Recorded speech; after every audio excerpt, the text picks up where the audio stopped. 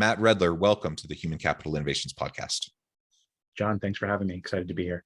Yeah, it is a pleasure to be with you. I'm super excited to have this conversation with you today and to have the chance to meet. We've been preparing for this episode for a while now. And today we're going to be focusing on the world of work moving into the future with sourcing talent globally and the remote work world. Now, of course, during this global pandemic, we've all been thrust into remote work, and organizations that have never done anything in that space have had to figure it out. But as we get further and further into it, more and more organizations are pulling back. Some are maintaining remote teams, others are moving more towards a hybrid kind of a format, while others are saying, no, we want everyone coming back in person and trying to enforce that. We can talk about the pros and cons of all those different avenues, but I know your specialty is really in remote work and how to do it right, and also how to source talent globally. And one of the greatest benefits that I think has come through this shift towards and this acceleration towards more remote work during the pandemic is that we've broken down the artificial geographic barriers to who we can hire to do work for our organization. And now we can have, that existed before, but mentally we still felt like we had to have people working for us who lived right around our headquarters or where our office was. And now I think for the first time for many organizations, they're really leaning into this idea that I can get great people anywhere as long as I can find them. And that's tremendous, because in leaning into the distributed workforce model opens up all sorts of possibilities. So these are all the things we're going to be talking about in our conversation today. As we get started, I wanted to share Matt's bio with everybody. Matt Redler is CEO at Panther, the people suite for remote teams. There, he's working on building the economic infrastructure for the remote world through remote work. Matt believes that talent across the world, no matter where they are, can get access to great work opportunities, and that people can start living lives with more agency to be where they're happiest. Prior to Panther, Matt founded Chef It, a personal chef startup. Matt is passionate about speech and debate and boxing. Wonderful. I mean, I have like a hanging heavy bag in my basement, just for exercise. But that's about the extent of it for me for boxing. For sure. For me, it's that 1 hour a day where I can't think of nothing with business, just the bag in front of me, Yeah, we all need the opportunity for mental reset, right?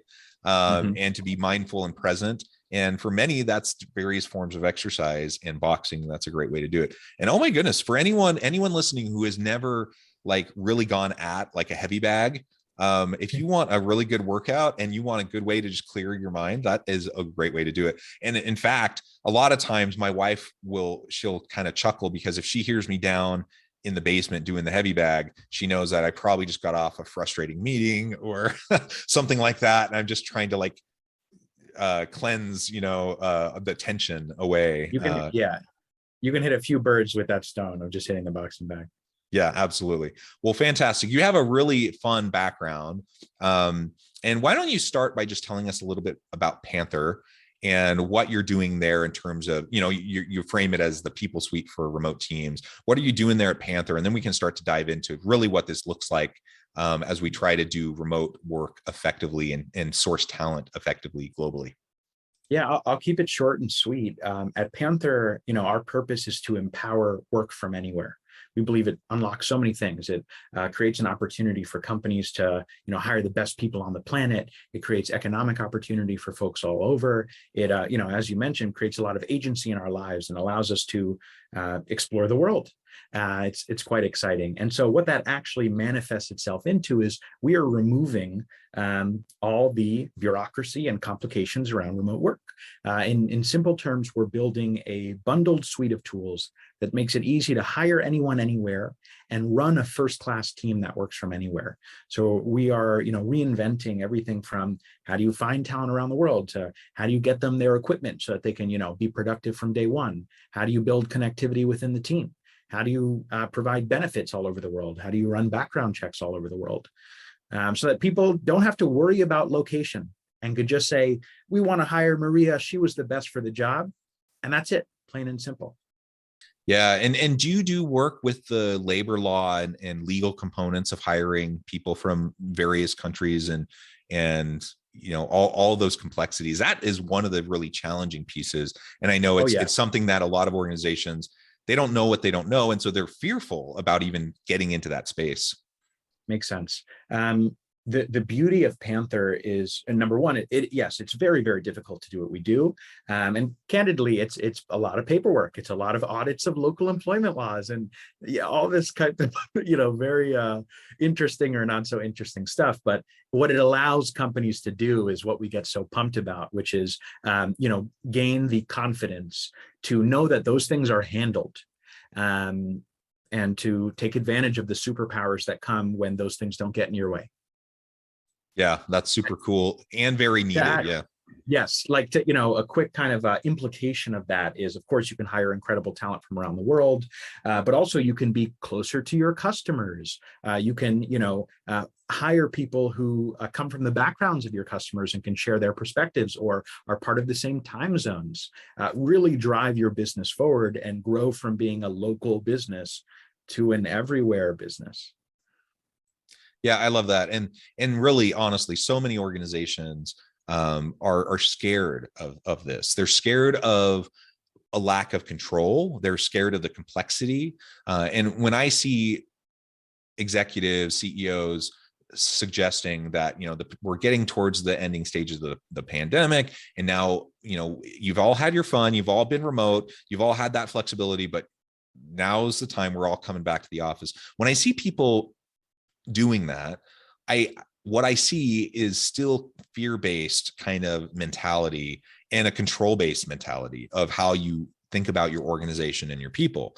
Now, are there benefits to being together in person when possible? Sure. I mean, there's lots of collaborative benefits when you can get together. There's lots of cultural benefits when you can get together, but that doesn't mean you need to be together all the time. And so I really do feel like it's largely a control mechanism that, we have the technologies to do this. We can have effective remote teams.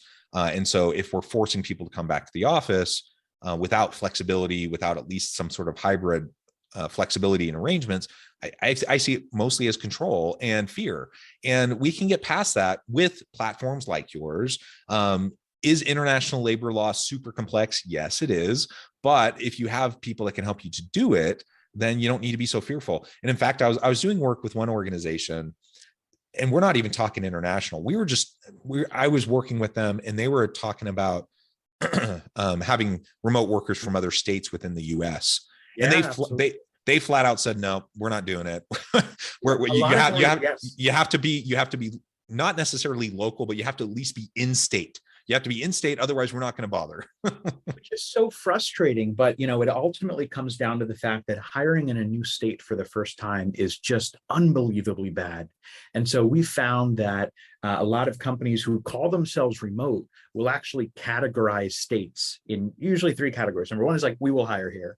Number two is we'll hire here and go through this process for an absolute superstar and only for such. And number three is we will never hire in said state. And so, this definitely falls under the bracket of, how can Panther help to empower work from anywhere? So, I'm a little bit teasing what we're launching in a few months, but we're launching a domestic payroll product very soon that will automate all the filings when you're hiring for the first time in a new state, because that's ridiculous. Like, there's no reason to, minimize your talent pool in that way, especially if you're comfortable working remotely. I wanted to touch on one of the things that you mentioned earlier, which is, there are some people who are pulling back to the office. And so I've got a number of thoughts here. Number one is, you mentioned that we have the technology to do this today. I completely wholeheartedly agree, but also you have to recognize that everything's going to get so much better, right? Like, we are in year 2 of an industrial revolution, and the way that we are working and living has fundamentally changed. And so I think in another 1 or 2 years, it'll be even that much better. But when it comes to folks who maybe didn't like their remote experience during a pandemic, I would ask them, maybe you just didn't like the pandemic and you might be confusing the two. But I think we need to ask really good introspective questions. Leaders at these companies, the managers, they're the ones who feel uncomfortable because they can't look over the shoulders of their teammates and just like see what, in the moment they're working on. So the typical like input management top down is not working. And so I think leaders need to ask themselves the questions of what pre-existing management and leadership best practices are still effective in a remote world, and which ones need to be rethought of completely using first principles.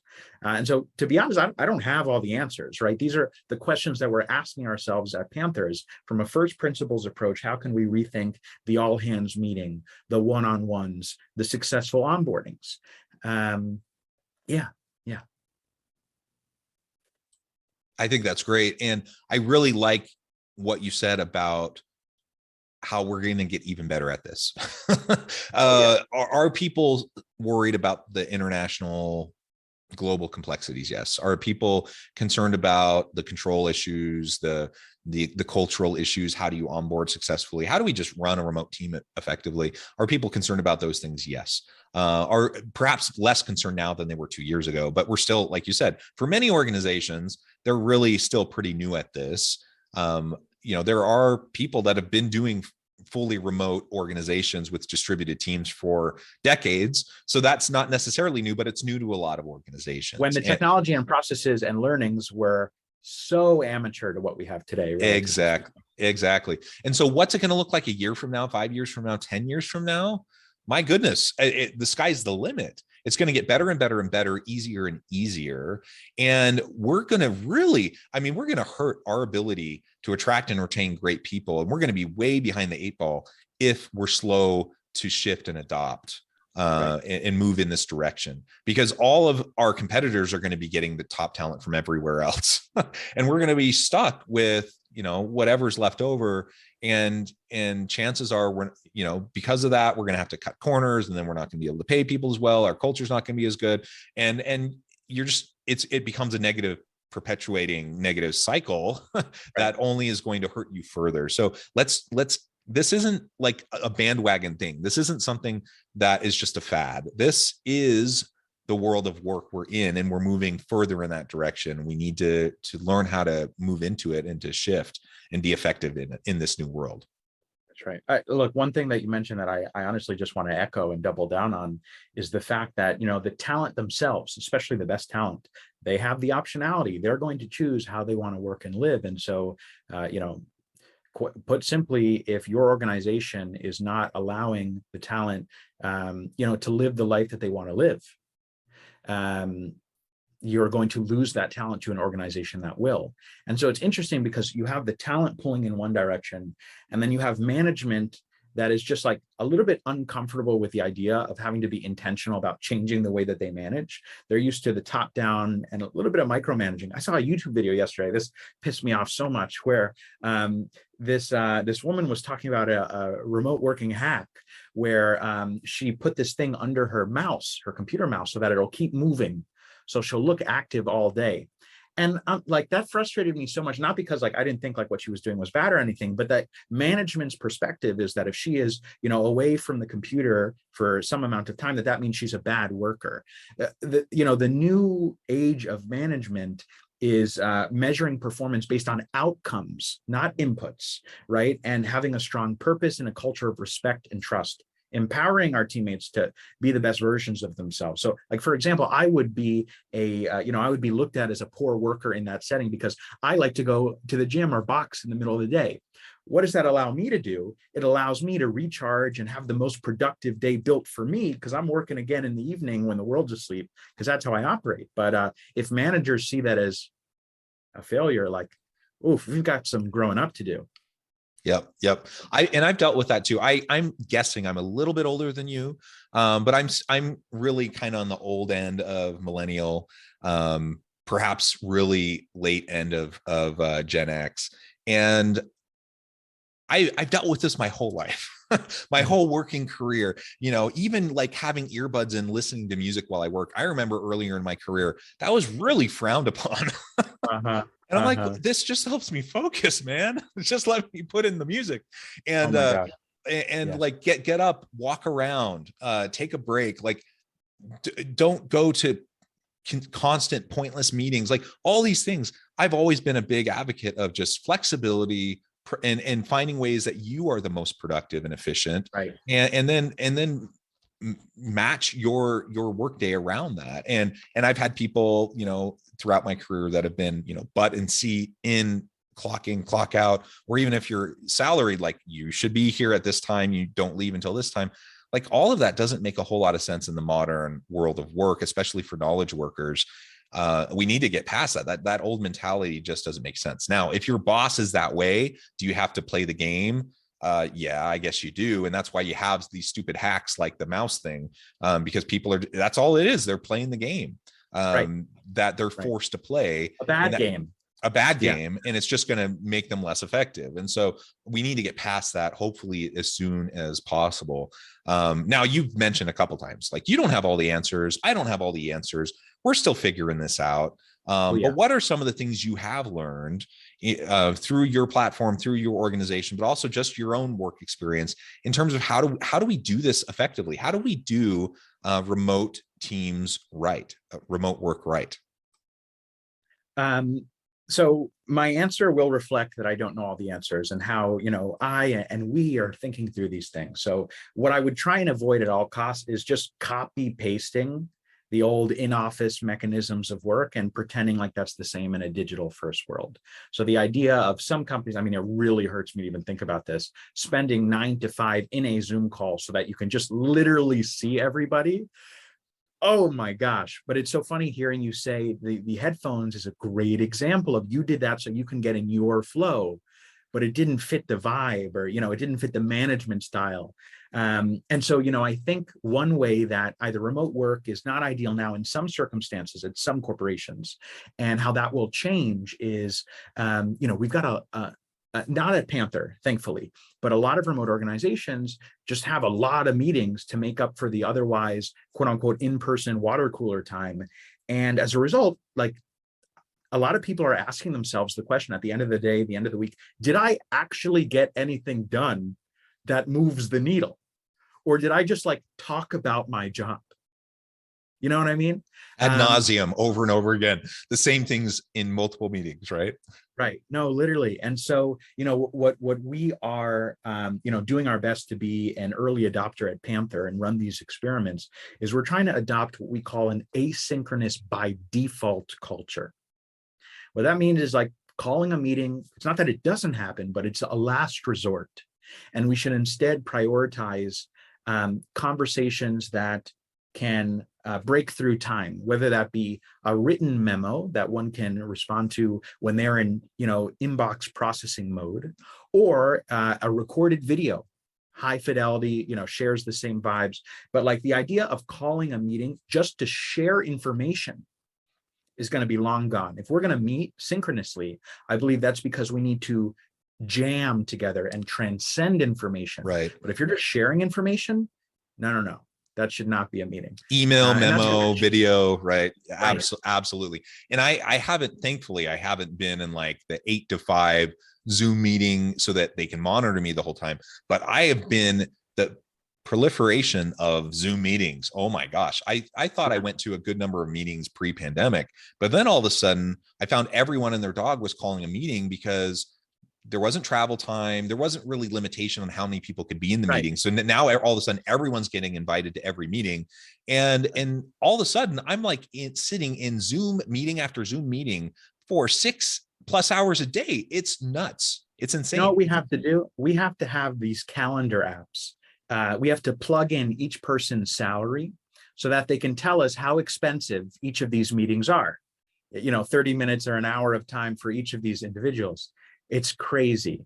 And so it's going to take some time because it requires first principles thinking. And requires us to think about the actual fundamental problems that we're trying to solve, but we're not going to land where we are today, which is really interesting because it means that the remote work that, we enjoy today is only going to get better as we learn more,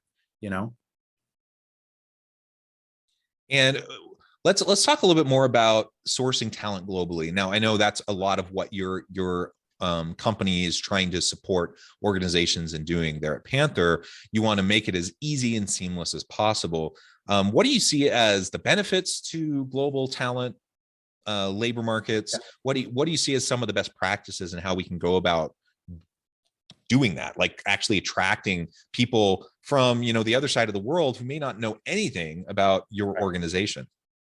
I do want to add, before I answer the question, I do want to make a really quick clarification, which is today the Panther platform does not help with the sourcing or initial discovery of candidates, but like once you found someone, no matter where they live, whether that's in a new state or a new country, we make it really easy to hire, pay, and work with them. So I just want a quick clarification.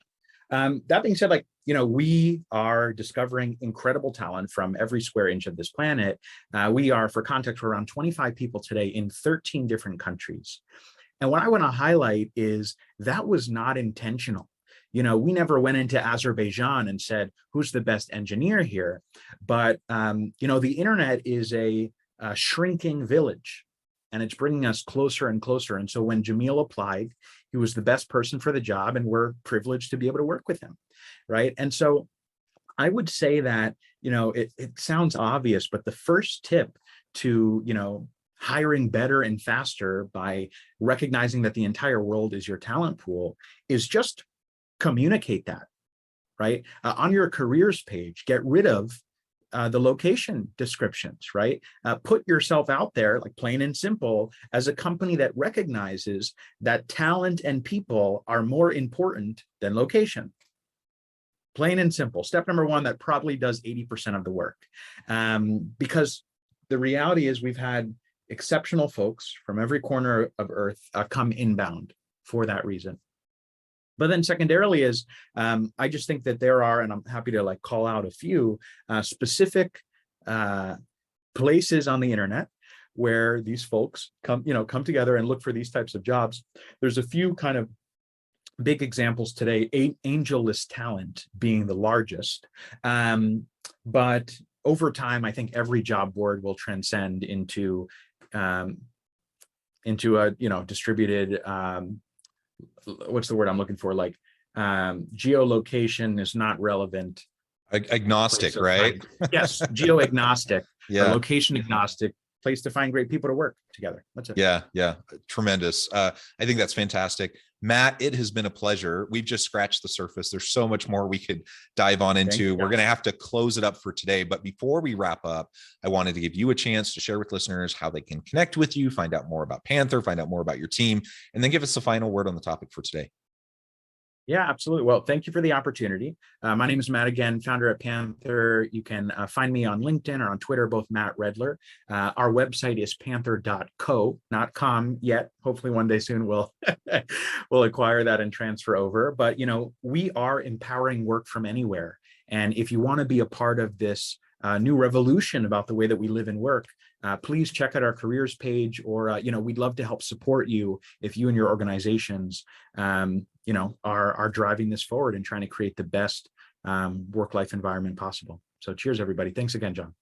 Thank you, Matt. It's been a pleasure. I encourage listeners to reach out, get connected, find out more about what Matt and his team can do for you. Check out Panther.